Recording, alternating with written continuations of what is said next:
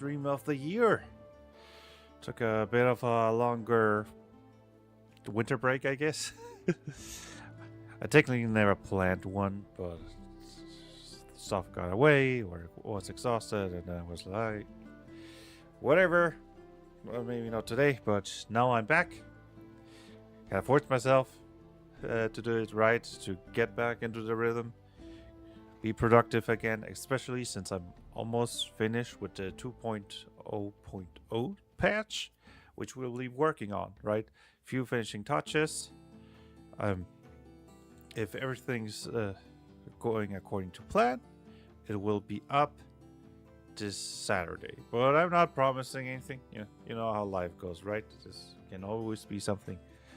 But what is this patch going to include? First of all, 20 new sub-archetypes. The most amount of sub-archetypes ever in a patch. Usually it's just 10. This is the Excel sheet with all the sub-archetypes. And it starts here with the hero all the way down to the executioner. They're mostly done. I just need to add some descriptions to them right down here. You know, the short description that you can always find in the archetype sub-archetypes right here. This one. I already started. I've got one for the hero, who is all about being... He gets stronger the more dire the situation is. And the charmer is all about social interaction. From the creative archetype, field medic is cunning, is about post-combat recovery and ability-less healing. Explorer is all about centering your area of effect abilities onto yourself and insanely increasing the damage potential of those, at the cost of also damaging yourself. Research is all about finding knowledge, recalling knowledge. Cook is about buffing rests, increasing the amount you heal yourself, giving temporary vitality, depending on what spices you choose, giving you different buffs, so on. Quantum Phaser is all about being in multiple states at once. And there's a warning sight. Why is there a warning sight on OBS? What's the... Open Studio, what's the problem? When the bitrate is lower than the record bitrate. Okay. Let's try to lower anything that might... Is it better now? Should be fine, right? If it's for some reason isn't watchable, please tell me. And yeah. Sorry for that. Yep. Quantum Phaser, being at two places at the same time and then collapsing reality onto the position you actually want to be in. It's actually kind of cool. Mechanic is all about the vehicle updates that came up with the last big patch. He's a master in upgrading and building vehicles. And now bodybuilder for unarmed. The bodybuilder is all about having a high armor value even though you're not wearing armor. Starting with the first feature, who grants you an armor bonus equal to your primary set bonus as long as you're not wearing light, medium or heavy armor. I added a bit of a nerf so that it also decreases your evasion, because otherwise it would be too universally useful. But still, it's an overall a net positive to your defensive. Sure, yeah. Let's start with a short description. Let's use Grammarly, like I always do. The bodybuilder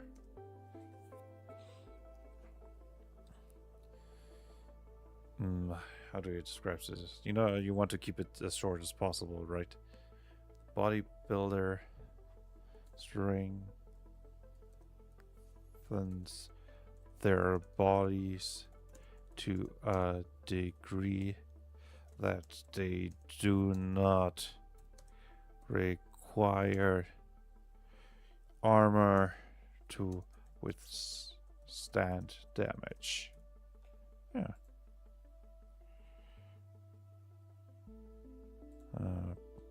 The bodybuilder strengthens their body to a degree that they do not require armor to withstand damage. Short and up to the point, fully encapsulating the fatal labor. I like it. The Conqueror. The Conqueror is the opposite of the Ambusher. While the Ambusher is all about having an extremely strong first turn, the Conqueror is about becoming stronger the longer combat takes on. They don't get anything in the first round, then in the second round they get a light boost to offense and defense.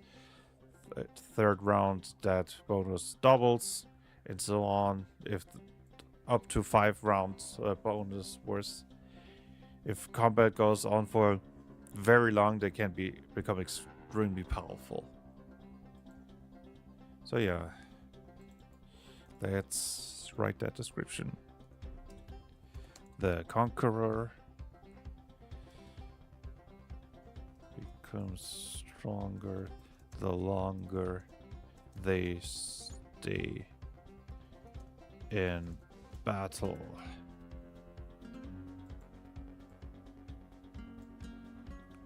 Funnily enough, the best way to counter a Conqueror is hit and run tactics, right? Go in, hit him, and then get out of there before his bonuses become too strong. But I think it's a fun one. Sentinel, Bulwark. He's all about defense rolls. Getting boosts to his defense rolls, turning successful defense rolls into temporary vitality, so on, even helping their allies out a bit. Relatively simple sub-archetype, but a niche that I thought was not there yet. The Sentinel. Yeah. Sorry, just there's still this warning and I don't like it. Hope everything is alright. Maybe I'll check up with the stream. Seems to be going alright. Yeah. Oh well. The Sentinel is no.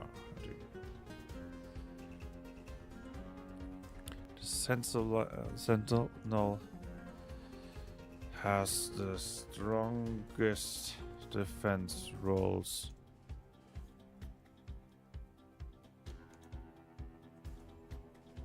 Oh no, that's just DRs. Strongest DRs.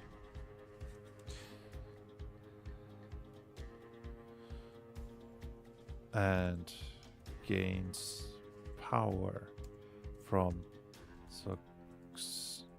succeeding in them. Yeah, simple enough. Strongest DRs and gains power from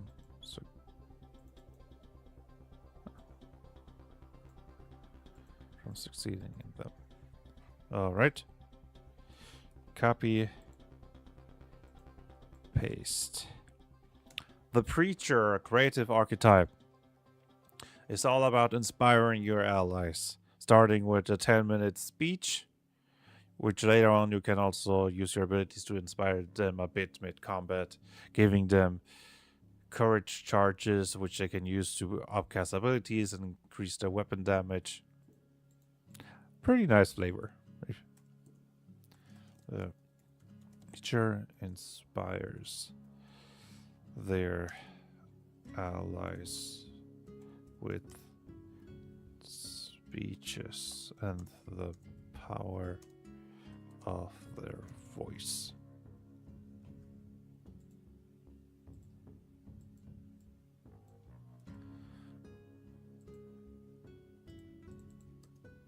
Financier.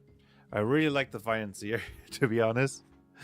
The financier is from the cunning archetype, and he's all about money. You get his first feature, he gives you a ton of credits for free, and whenever an ally of yours gets credits, you get 10% of that credits on top of that. So you party basically generates 10% more money. Later on, you start getting free money every time you take a rest. I don't know, but I kind of like the financier. I've never really seen a subclass or sub-archetype that goes so much into money. There probably is something out there, right? He was inspired by the Imperials from Skyrim. They do have the ability to get more money when they find, when they find gold in the world, they get more. So the financier is inspired by that. The financier is all about credits and how gain more of them. Yeah, it's all about credits and how to get more of them. Terraformer, probably my favorite subclass from the new ones. It's from the demolition archetype, and it's all about the manipulation abilities. Manipulate air, color, fabric, fire, and so on. First of all, they can manipulate a way bigger area. And that area, later on, they can even create those subs and not just manipulate them. So you can pretty much change the whole battlefield, create cover where there's none, just open a hole in a wall easily to walk through it, or take away the cover from the enemies, or just make a hole right underneath the enemies so that they fall down. It's a class that sub-archetype that really rewards creativity. I kind of love it, but it is a bit more complicated because it's not as straightforward. Terraformer manipulates the terrain around them. Terraformer manipulates the terrain around them. It needs a bit more, right? Let me think. Terraformer.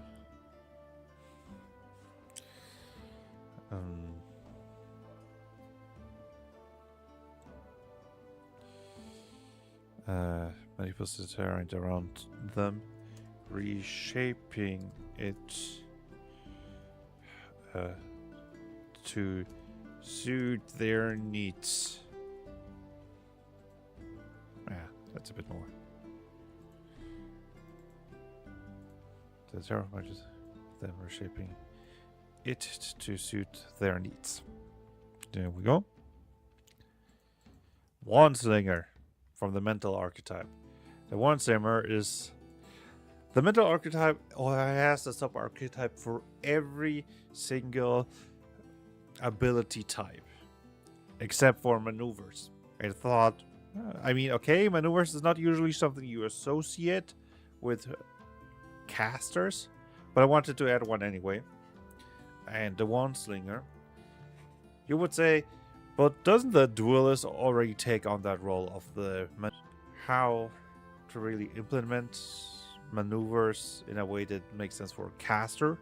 The difference is that the Wandslinger tries to use them more like a caster. The main difference, how I mainly design, or what usually is the smartest strategy for a caster versus a martial character when it comes to abilities, is a caster profits a lot from upcasting it fully, really being able to deal massive damage, and that's how they really differentiate from the martials. While the martials usually profit from taking relatively cheap maneuvers, just getting a bit of a boost to their attacks that baseline already are pretty strong, adding a bit of utility to them. Maybe even take something like Intuition Master, reduce the willpower cost so that you can spam a one willpower maneuver freely. So the one slinger, well, or let's compare it to the duelist, right? Duelist. Duelist, sorry. The duelist. One of the thing, first of all, since it's from the war archetype, he also gets defensive bonuses from using maneuvers, right? Wait, that's a brute. Sorry. I guess it didn't quite go down. It sometimes happens if it doesn't load the images in the text quickly enough. Yeah.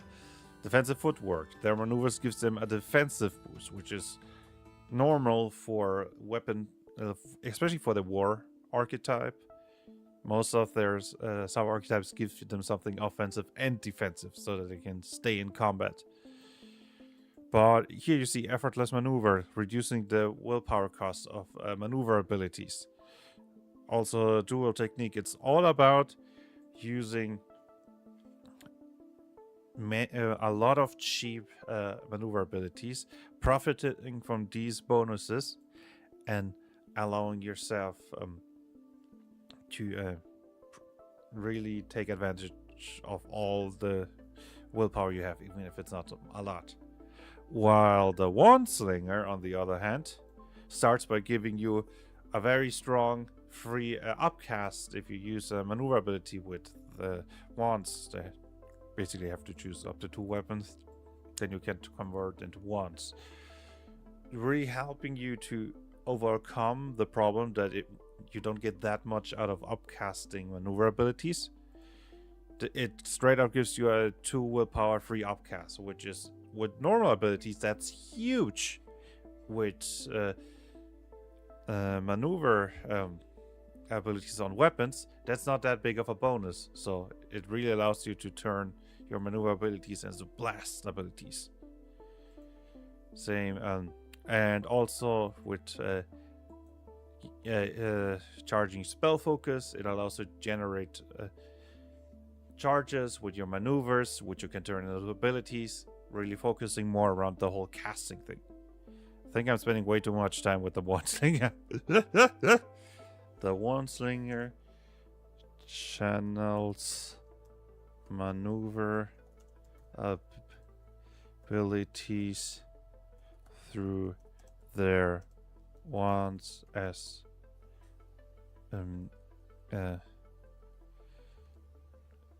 if they were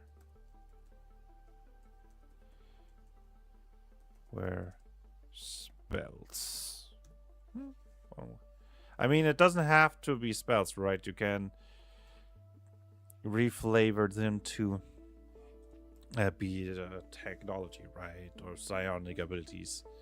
One of the chance maneuvered through the wands as if they were spells. Yeah, let's still go with that. It makes it easier, right? That's also why it's called Wand Slinger, to give you an image of the caster who focuses on the implement of their which they use to cast spells, right? Even though it doesn't have to be spells. I mean, I have written down in the core rules that you can just ignore all sorts of flavor implications from sub-archetypes, so that's okay. But let's continue with the Elementalist that can turn all of their elemental status effects into damage over time effects, stacking that up, even being able to stack that up for a lot of overtime damage later on. I thought I was missing that, somebody who specializes in damage over time, so the Elementalist turns all elemental status effects into damage over time.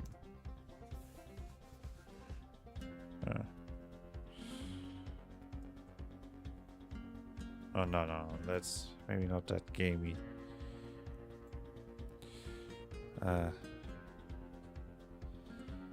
Effects. Let me think. Turns. The Elementalist No. Can deal a lot of damage over time through status effects. Yeah. I think this is better. Or can deal a lot of much damage. Let's stick with a lot of damage. It's a lot of damage. Sorry. Yeah, I know. Pretty cringy the meme, but whatever. I found it funny. Oh yeah, the Flash Shaper from the Reality Archetype. It's the only weapon-focused sub-archetype from the Reality Archetype that are usually very casting-focused. And they basically gain the ability to cause mutation in themselves or their allies, which temporarily that gives strong bonuses but also have a disadvantage, which is kind of creepy, kind of body horror-y. Of course, the reality sub-archetype finds a way to turn the classical weapon user into a very disturbing type of character. The first feature is similar to Battle Engineer, Dancer, and Predator, which gives a boost to Vitality, and you can learn Bulwark and War archetype abilities. And now you can use Weapon with Will, which there wasn't any feature that allow you to override a weapon set with Will before. So I think that's kind of cool. So it might be interesting to take just a dip into this if you want, if you're a will-focused character. The Flesh Shaper manipulates their body. Manipulates bodies to grant them unnatural strength at the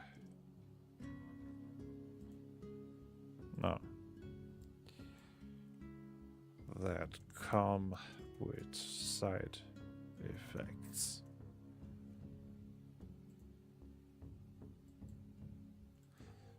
For the unnatural strength that comes with side effects. Yep, that should be alright.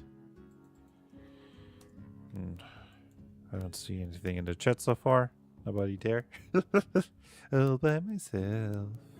Let me see if it's just a bug. No. Nobody's in the chat. No, I get it, right? But yeah, let's continue with the builder.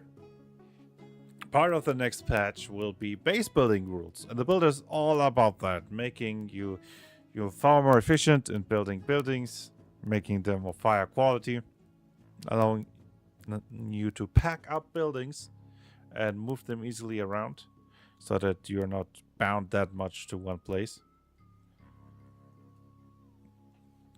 But yeah, let's continue. The builder is just saying a massa building builder. The builder is a massa building builder. That's too much building. The builder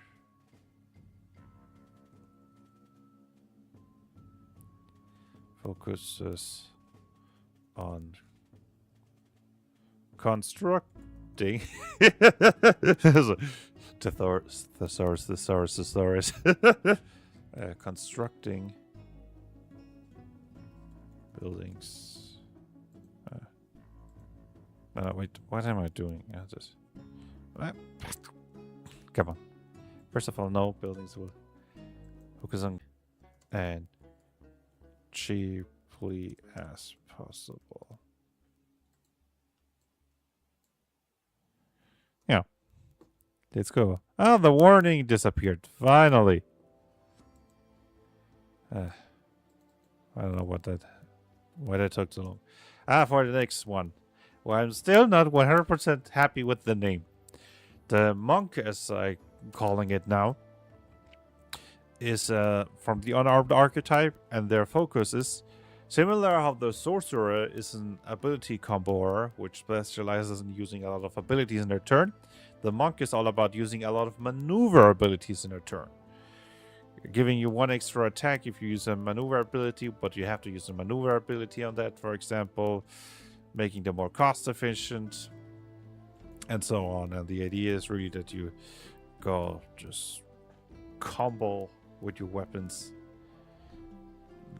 It was inspired by pressure point fighters, so like Neji from Naruto, or I forgot her name from Avatar: The Last Airbender, the one girl that could block chi points to prevent benders from to use the elements. No, I don't know, but yeah. And I just couldn't think of a good name. I mean, I could say pressure point fighter, but that's 3 words. That's just too much. And so on. So I just took monk, I guess. I'm not quite happy with the name, but I haven't used monk for a name, and well, I guess it'll have to work. But yeah, let's continue with the text. Monk. The monk combos. Oh. No. The monk spams maneuver abilities. No, that's spamming it, I think, is a bit too. It's not really fitting. I think you agree. Let's see the monk. Is a combo fire that uses a lot of maneuver abilities on in 1 turn. Let's go with something else. Multiple. Okay, that's incorrect. Multiple, thank you. The monk is a combo fighter that uses multiple maneuver abilities in 1 turn. Yeah. That should be. And the warning is up again. I don't know. I hope it's watchable and there's nothing wrong. I guess I'll see that later. So let's give the monk the description. Final one, Executioner. The Executioner is from the War archetype and is all about. Sorry, brain stopped working for a second. It's all about dealing extra damage and being more efficient when you down targets and when you are attacking something that's at half, or below half their vitality. With a second focus on crits, you get a significantly crit boost when you're down somebody or you're attacking somebody with max vitality. So yeah, it's basically all about finishing off a lot of targets. The Executioner is great at finishing off targets, getting strong crit boost when attacking weakened enemies.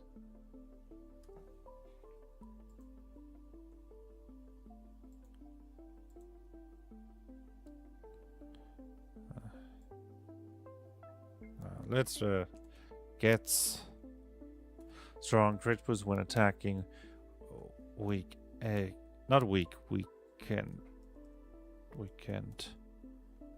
enemies when attacking and finishing off targets.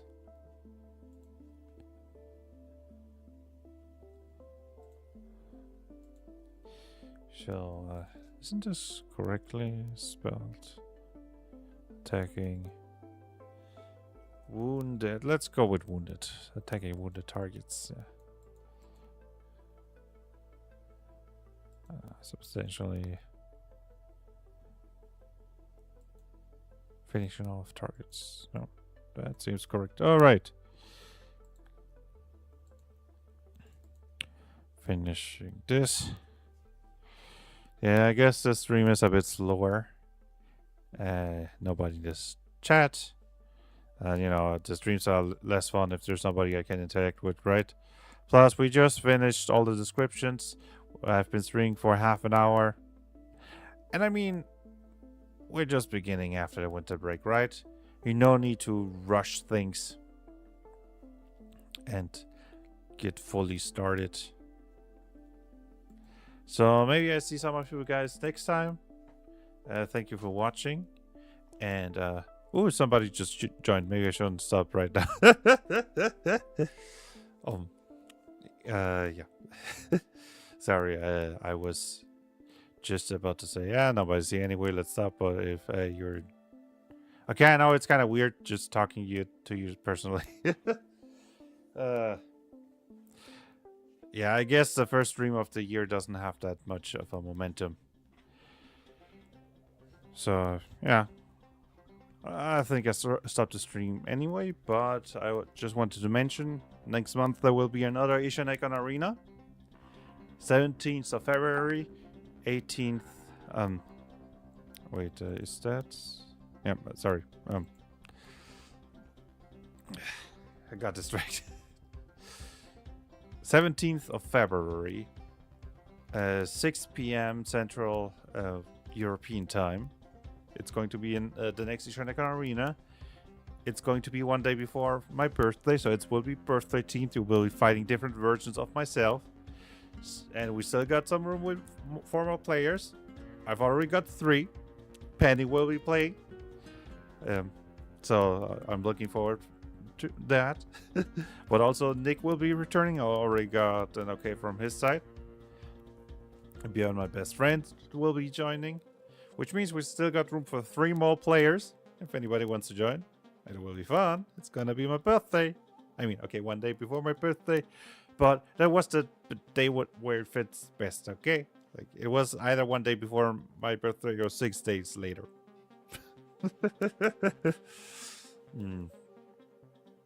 But yeah, I think it's going to be fun, a little bit more wacky than usual. And I hope I see you there. If you want to join, you can write a comment or join the Discord group. It's in the description below.